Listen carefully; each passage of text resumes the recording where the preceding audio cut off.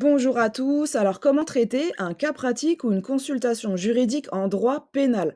Parce qu'il y a des particularités. On ne peut pas forcément faire une méthode générale pour toutes les matières. Franchement, non. Bien sûr, on va retrouver des choses similaires, mais les particularités font qu'on va devoir quand même procéder autrement. On va devoir affiner certaines choses si on veut obtenir des 17, des 18, des 19 ou des 20 même. Parce que mon objectif, honnêtement, bah, c'est pas que vous obteniez seulement la moyenne. Franchement, ça m'intéresse même pas. Surtout quand on voit les conditions pour obtenir un master aujourd'hui, les dossiers, le passage du barreau qui devient de plus en plus strict. Bref, quand on compare les sujets, évidemment. Donc voilà. Revenons à nos moutons. Alors, on va pas se mentir, il y a tellement de séries qui portent sur le droit pénal. Je suis sûre que vous en avez vu au moins une, que ça se passe en France ou aux États-Unis, on a vraiment de quoi faire. Ça nous inspire, ça nous détend, ça nous donne envie, ça nous motive, sans compter tous les films, tous les documentaires, on a de quoi vraiment s'imprégner. Mais aujourd'hui, j'ai envie de vous dire à nous d'être le héros de notre vie. Oui, c'est cliché, mais aujourd'hui, on s'intéresse à nous et pas à Ali McBeal. Bref, dans un cas pratique en droit pénal, on est à la fois avocat et le parquet. On va défendre les intérêts de notre client, donc on va jouer le rôle de celui qui défend, mais on va aussi devoir jouer le rôle du parquet, donc celui qui accuse. On va devoir caractériser des infractions, donc dire que un tel va être condamné en vertu de tel fondement, mais aussi pour éviter qu'il y ait des poursuites pénales, on devra parfois vérifier qu'il n'y a pas d'éléments qui vont venir sauver notre client. Bref, on va voir tout ça, c'est parti. Pour avoir une vue d'ensemble, un cas pratique en droit pénal, c'est quoi? Déjà, il va falloir établir la culpabilité des individus. Comment? Tout simplement en caractérisant les infractions, les unes après les autres, les infractions qui vont pouvoir être retenues contre ces individus. Et bien sûr, il va falloir établir la responsabilité de ces individus, en précisant les peines encourues et en s'assurant au préalable qu'il n'y a pas eu d'obstacle juridique aux poursuites pénales et à une condamnation pénale. Voilà pour l'ossature globale du cas pratique en droit pénal et pour bien démarrer, afin de mieux comprendre les explications qui vont suivre. Alors on va commencer avec les faits et le plan. Vous allez avoir un énoncé. Cet énoncé va vous raconter une histoire et cette histoire va mettre en scène un ou plusieurs individus qui vont commettre plusieurs infractions. La première chose à faire, ce sera une présentation générale mais synthétique des faits à intégrer dans l'annonce de plan. En fait, ici, on ne va pas faire un rappel des faits en bloc.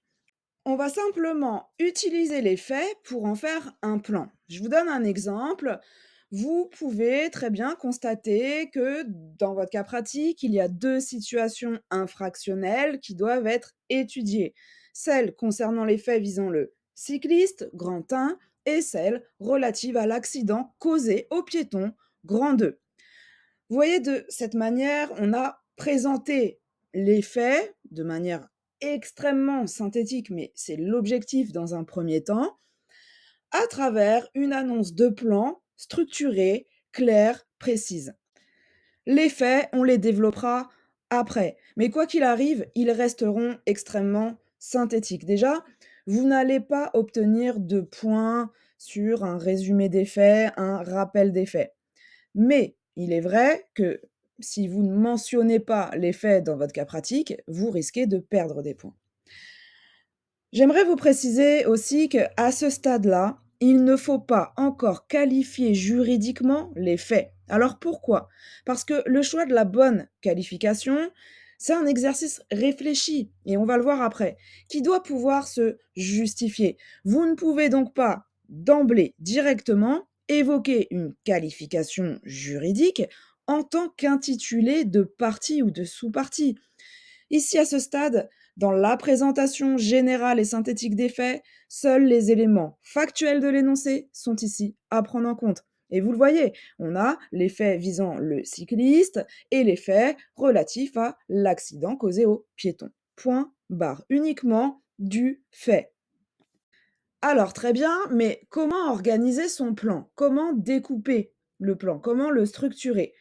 Surtout, il ne faut pas faire un grand 1 et un grand 2, voire un grand 3 et un grand 4, protagoniste par protagoniste, personne par personne. Non. Il faut faire un plan fait par fait, action criminelle par action criminelle. Et on reprend l'exemple de tout à l'heure. Grand 1, les faits relatifs aux cyclistes, les faits relatifs à l'accident du piéton. Et vous voyez, dans le grand 2, je divise mon plan et je parle des blessures de la femme enceinte et de la mort de l'enfant. Donc, vous voyez, dans les parties 1, 2, 3 ou 4, il faut faire fait par fait. Les faits relatifs à, les faits relatifs au. Dans les sous-parties A, B, C, D, ce que vous voulez, là, vous pouvez diviser votre plan protagoniste par protagoniste, personne par personne. Alors pourquoi faire comme ça? Tout simplement pour être logique et avoir un raisonnement structuré, cohérent. Et surtout, pour éviter d'avoir à faire des renvois inutiles dans votre copie. C'est une perte de temps considérable et franchement, le jour de l'examen, on n'a pas le temps de perdre du temps.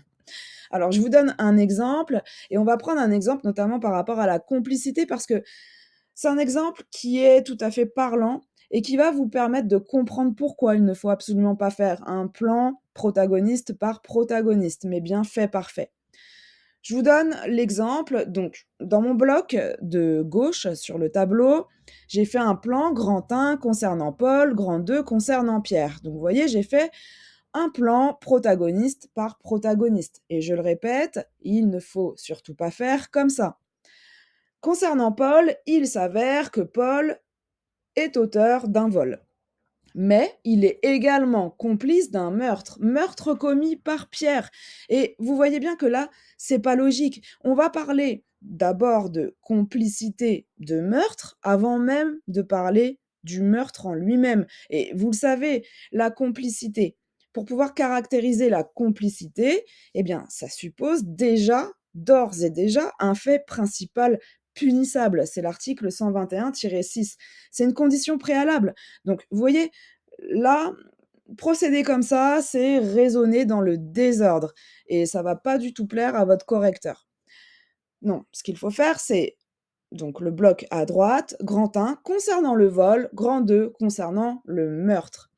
Concernant le vol, Paul est bien auteur du vol, pas de problème. Grand 2 concernant le meurtre, petit a, Pierre, auteur du meurtre, et B, Paul, complice du meurtre.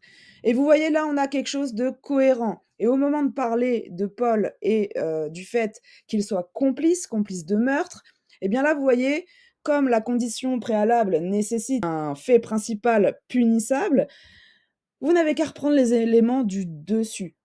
On a dit que Pierre était auteur du meurtre, eh bien, on a bien ce fait principal punissable.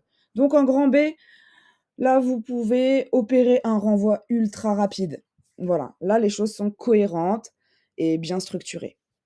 Mais comment choisir la bonne qualification dans un cas pratique? La qualification, c'est mettre une étiquette pénale aux faits. Et là, je reprends une expression qu'un professeur nous avait donnée parce que je la trouve assez parlante. Et mettre une étiquette pénale aux faits, c'est réfléchir à la bonne qualification pénale. Et tout part de la qualification juridique dans un cas pratique en droit pénal. On reprend notre exemple de tout à l'heure. Grand 1, les faits relatifs aux cyclistes. Et là, je dis que Marie a failli renverser un cycliste et j'en déduis qu'il faut donc envisager de la poursuivre du chef de délit de risque causé à autrui, article 221-3 du Code pénal. Alors certes, là, ma qualification est bonne, mais comment ne pas se tromper dans un cas pratique concernant la qualification des faits? Pour qualifier, il faut reprendre les éléments factuels de l'énoncé. Et pourquoi? Parce que ce sont ces éléments factuels qui vont vous orienter sur le choix de la bonne qualification des faits. Est-ce que tel fait correspond plutôt aux atteintes aux personnes, aux biens? Est-ce qu'il s'agit des atteintes à la vie? Est-ce qu'il s'agit de violences psychologiques, de violences sexuelles? Bref, en fait, votre cours va également vous permettre, évidemment, de choisir la bonne qualification des faits. Donc, il faut allier les éléments factuels de l'énoncé et le cours de l'année. Alors, plus précisément, lorsqu'un fait dans votre cas pratique, correspond à un seul texte légal. Mais là, la qualification, elle est assez simple. Je vous donne un exemple. Vous avez un cas pratique et on vous énonce qu'il y a eu un cambriolage. Bon, bah voilà, un cambriolage, vous le savez, c'est pas une escroquerie, c'est pas un abus de confiance, c'est pas une violence physique, c'est un vol avec circonstances aggravantes. Maintenant, lorsqu'un fait peut correspondre à plusieurs textes légaux, je vous donne l'exemple. Un individu a donné un coup de couteau à autrui et on n'a pas spécialement d'indication supplémentaire, juste qu'un individu a donné un coup de couteau à autrui. Eh bien là, on peut commencer à s'interroger sur la qualification, la bonne qualification.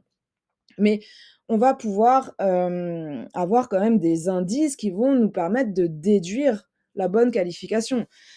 Si la victime est vivante, eh bien, dans ce cas, on s'interrogera. Est-ce qu'il s'agit de violence volontaire ou une tentative de meurtre? Est-ce que l'auteur de l'acte, celui qui a donné un coup de couteau à la victime, est-ce qu'il a voulu simplement, entre guillemets, blesser la victime ou est-ce qu'il avait l'intention de la tuer et que ce projet a échoué? Donc, il s'agit d'une tentative de meurtre.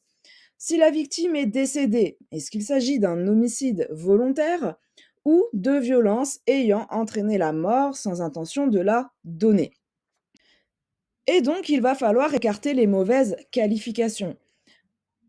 Pour retenir la qualification de meurtre, la qualification d'homicide volontaire, il va falloir démontrer que l'auteur avait la volonté de son acte, mais aussi la volonté de tuer la victime. C'est l'animus necandi. Il faut que l'auteur soit animé d'une intention de tuer. Au contraire, si l'auteur avait certes la volonté également de son acte, mais qu'il n'avait pas conscience que son acte était de nature à provoquer la mort de la victime, eh bien dans ce cas, il faudra retenir la qualification de violence volontaire ayant entraîné la mort sans intention de la donner. Alors comment distinguer les deux? Eh bien, vous le savez sûrement, on a une jurisprudence qui a posé une présomption. Une présomption simple, une présomption d'intention de donner la mort à autrui lorsque les actes de violence ont été dirigés sur une partie vulnérable du corps de la victime. Et donc, par exemple, quand on porte un coup de couteau à la poitrine de quelqu'un, eh bien, dans ce cas, il faut considérer qu'on était animé d'une intention de tuer. Donc voilà. Et bien sûr, c'est une présomption simple, donc la preuve contraire peut tout à fait être rapportée. Donc vous le voyez, pour écarter les mauvaises qualifications, vous allez parfois devoir vous baser sur les aspects matériels de l'infraction, mais parfois sur les aspects, pardon, intentionnels. C'est ça qui va vous permettre de trancher. Alors maintenant, lorsqu'une situation infractionnelle comprend plusieurs actions criminelles, comment qualifier, dans un tel cas, comment qualifier juridiquement les faits? Je vous donne un exemple très simple. Vous avez un individu qui va causer un accident de la route et il décide de prendre la fuite. Comment qualifier juridiquement les faits dans une telle situation? Eh bien là, vous allez devoir porter votre attention sur l'action qui résulte de l'accident même et sur l'action qui résulte de la fuite. Donc vous le voyez, vous avez 2 temps. Le premier temps qui porte sur l'accident lui-même et le deuxième temps qui porte sur la fuite. Alors concernant l'accident, eh bien, si la victime est décédée, c'est simple. Dans ce cas, seul l'homicide involontaire pourra être retenu à l'encontre de l'auteur de l'accident. Si la victime est blessée, eh bien, dans ce cas, seules les blessures involontaires pourront être retenues à son encontre. Donc là, on a une qualification juridique possible. Concernant maintenant le deuxième temps, concernant la fuite, eh bien, on peut envisager le délit de fuite, mais aussi l'omission de porter secours à une personne en péril. Donc, au final, on retiendra les qualifications d'homicide involontaire ou de blessures involontaires aggravées par le délit de fuite et en plus l'omission de porter secours à une personne en péril. Alors maintenant et enfin, lorsque plusieurs qualifications pénales sont applicables à un même acte, Je vous donne un exemple, là encore, assez simple. Un individu fait un faux, il fabrique un faux. Par exemple, il imite la signature de quelqu'un. Il va ensuite utiliser ce faux et donc le remettre à sa victime pour la tromper. Donc, c'est-à-dire, par exemple, se faire passer pour un proche ou quelqu'un d'autre, bref. Eh bien, avant la jurisprudence de 2021, et vous le savez sûrement, mais on a cet arrêt qui a été rendu par la chambre criminelle de la Cour de cassation le 15 décembre 2021. Eh bien, avant cette jurisprudence, il n'était pas possible de cumuler les infractions de fin et de moyen. L'escroc qui faisait usage d'un faux papier, par exemple, ça, c'est le moyen pour tromper la victime, ça, c'est l'infraction de fin, ne pouvait être poursuivi que du chef d'escroquerie. Donc là, si vous voulez, on va faire un petit découpage. On met le faux de côté. Vous voyez, il y a le faux, ensuite on utilise le faux et ensuite on trompe sa victime en utilisant le faux. Eh bien, il n'était pas possible de cumuler le faux, l'usage de faux et l'escroquerie. La personne ne pouvait finalement être poursuivie que du chef du faux et de l'escroquerie. Mais depuis la jurisprudence de 2021, tout ça, c'est cumulable. Il est possible de cumuler l'escroquerie et l'usage de faux. Donc, en gros, il faudra retenir comme qualification le faux, l'usage de faux et l'escroquerie. On a vu la qualification juridique des faits, on a vu ce que c'était, on a vu comment choisir la bonne qualification et maintenant, il faut voir comment justifier du choix de la qualification. On en a parlé un petit peu tout à l'heure. Là, il s'agit de mettre en avant les aspects matériels ou intentionnels qui vont permettre de justifier la qualification choisie. Je reprends l'exemple de tout à l'heure. Grand 1, les faits relatifs aux cyclistes et grand 2, les faits relatifs à l'accident du piéton. Dans le grand 1, vous voyez, la première chose que je vais faire, c'est d'exposer le fait que Marie a failli renverser cette personne. Là, vous voyez, je suis en train de reprendre des éléments factuels tirés de l'énoncé pour pouvoir justifier ma qualification pénale, la qualification juridique que j'ai choisie. Je reprends un élément factuel, mais un élément factuel pertinent, celui qui va me permettre de pouvoir qualifier correctement les faits. Marie a failli renverser une personne. On ne nous dit pas Marie a renversé une personne. Marie a seulement, entre guillemets, failli renverser cet individu. Donc, par déduction, et évidemment, il faut que vous connaissiez les éléments matériels et intentionnels de chaque infraction, mais ça me permet d'en déduire qu'il s'agit bien de la qualification de risque causé à autrui. Et autre chose que j'aimerais rajouter, vous le voyez tout à l'heure en début de vidéo, je vous ai parlé des faits. Des faits qu'il fallait résumer, en fait, finalement, on ne fait pas de rappel des faits. On va utiliser les faits pour pouvoir présenter notre annonce de plan et ensuite, je vous ai dit aussi qu'on allait utiliser certains faits qui seront développés par la suite et là, c'est exactement ce que je suis en train de faire par la même occasion. C'est-à-dire que Marie a failli renverser un cycliste, c'est un élément supplémentaire, un élément factuel que je viens rajouter dans mon plan. J'intègre dans mon plan d'autres éléments factuels. Et cet élément factuel, je le choisis de façon pertinente, puisque c'est cet élément-là qui va me permettre de déduire la bonne qualification juridique des faits. Alors, on poursuit sur le grand 2 et je pense que vous commencez à comprendre l'idée. Le grand 2, c'est les faits relatifs à l'accident du piéton. Marie n'a jamais eu l'intention de percuter la dame enceinte qui traversait le passage piéton à ce moment-là. Elle n'a jamais eu l'intention d'attenter à sa vie ou à son intégrité. Dans ce cas, il n'est possible d'appréhender les faits qu'au titre des atteintes involontaires. Cet accident a cependant eu deux conséquences. D'une part, les blessures de la femme enceinte, petit a, et la mort de l'enfant qu'elle portait, petit b. Donc là, vous le voyez à nouveau, j'ai repris des éléments factuels, des éléments factuels tirés de l'énoncé. Marie n'avait pas l'intention de percuter la dame enceinte. Et en même temps, je mets en avant l'aspect intentionnel, ou plutôt ici, l'aspect non intentionnel. Marie n'a pas voulu, hem, attenter à la vie ou à l'intégrité de la dame enceinte. Donc vous voyez, ça me permet de mettre en évidence les éléments factuels de l'énoncé, mais seulement l'élément factuel pertinent, celui qui va me permettre, juste après, de qualifier, d'avoir la bonne qualification juridique des faits. On va passer à la vérification de la qualification. C'est quoi la vérification de la qualification? C'est tout simplement caractériser les infractions. Il s'agit d'établir la culpabilité de l'auteur. Donc, on va devoir caractériser les infractions pénales d'un point de vue matériel, mais aussi d'un point de vue moral. La caractérisation d'une infraction, elle repose toujours sur un syllogisme majeur, mineur, conclusion.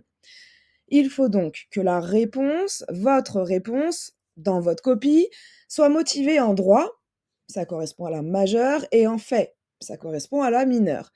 Et il faut faire autant de syllogismes qu'il y a de conditions. Vous savez que pour caractériser une infraction, il faut plusieurs conditions. Eh bien, pour toutes ces conditions, il faudra faire un syllogisme. Je vous donne un exemple avec l'escroquerie. L'article 313-1 du Code pénal suppose d'établir un élément matériel, petit a, et un élément intentionnel, petit b. Donc là, vous voyez, vous décomposez l'infraction donc qui est là prévue à l'article 313-1 du Code pénal en deux éléments, l'élément matériel et l'élément intentionnel. Vous allez reprendre donc ce texte de loi et dire que d'un point de vue matériel, il faut tout d'abord un acte de tromperie, petit 1, et une remise, petit 2. Et là, pour chaque condition, vous allez faire un syllogisme qui va vous permettre de dire si oui ou non la condition est remplie. Alors généralement, le texte de loi ne va pas se suffire à lui tout seul. Il faudra en préciser le sens et la portée à travers de la jurisprudence. Je vous donne un exemple tout simple par rapport à la tentative d'infraction. Eh bien, vous le savez, pour caractériser la tentative, il faut deux conditions. Il faut un commencement d'exécution et un désistement involontaire.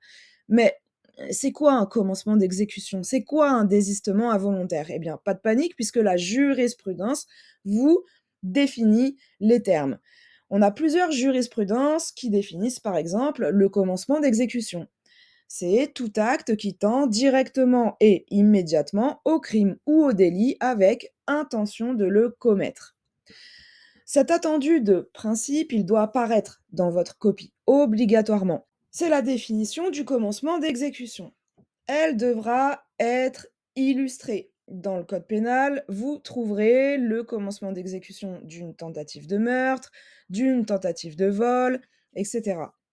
Par exemple, la tentative ne peut être retenue que si des actes tendant directement à la soustraction de la chose d'autrui ont été accomplis. Il en va ainsi, par exemple, du fait de pénétrer dans une voiture dans l'intention d'en prendre possession et de l'utiliser contre le gré et à l'insu de son propriétaire, ou de s'installer au volant du véhicule. Alors pourquoi la définition, elle doit être illustrée? Tout simplement parce que vous voyez bien que cette définition, certes, elle éclaire davantage tout acte qui tend directement et immédiatement au crime ou au délit avec intention de le commettre. Oui, d'accord, mais il va falloir qu'on transpose les choses au cas d'espèce. Il va falloir être plus précis. Il va falloir que notre exemple, notre illustration, se rapproche des faits. Donc, mettre uniquement la définition, ça ne va pas. Vous allez, certes, avoir les points, mais ce sera quand même un travail plus rigoureux si vous trouvez une illustration dans votre code pénal. Maintenant, on va étudier la responsabilité en elle-même, la responsabilité pénale de l'auteur. Comprenez bien, après avoir établi la culpabilité de l'auteur, donc tout ce qu'on vient de dire précédemment, il faut évidemment conclure à sa responsabilité pénale, c'est-à-dire en préciser les peines encourues par l'auteur de l'infraction. Comprenez bien là encore que l'auteur ne pourra être pénalement responsable que s'il n'y a pas d'obstacle juridique aux poursuites pénales et à une condamnation pénale. L'auteur est certes pénalement coupable au regard de l'infraction qui a bien pu être caractérisée comme on l'a vu précédemment. Mais il peut, par exemple, avoir agi en légitime défense. Et c'est là qu'intervient les causes d'irresponsabilité pénale, la prescription de l'action publique, le conflit de loi dans le temps ou dans l'espace, la compétence juridictionnelle. En fait, tous ces éléments vont vous permettre de sauver votre client. Si l'auteur de l'infraction est coupable et responsable, dans ce cas, pas de problème, on envisage la peine encourue avec éventuellement, là où les circonstances aggravantes, n'oubliez pas, hein, et éventuellement la récidive. Si l'auteur de l'infraction n'est ni coupable ou ni responsable, alors il n'y a pas de peine contre lui. Donc, il ne sera évidemment pas nécessaire de parler de la répression. Mais vous aurez démontré que, voilà, là, on a effectivement un obstacle juridique qui implique finalement que l'auteur de l'infraction est irresponsable pénalement.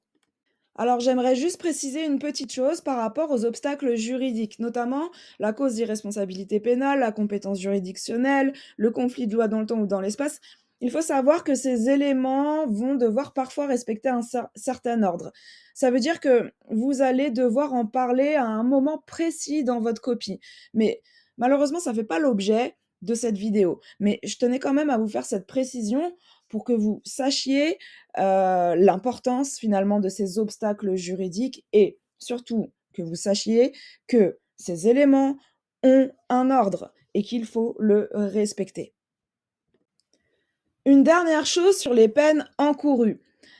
Les peines encourues, dès que vous avez caractérisé une infraction, il faut immédiatement préciser les peines encourues par son auteur et éventuellement, comme je l'ai dit tout à l'heure, les éventuelles circonstances aggravantes prévues par la loi et, en tant que circonstance aggravante, la récidive, si c'est le cas, seulement si le cas pratique précise qu'il y a déjà eu, pour l'auteur, des poursuites pénales auparavant. Donc, ce qui va impliquer de vérifier, évidemment, les conditions de la récidive légale. Ce sont les articles 132-8 à 132-11 du code pénal.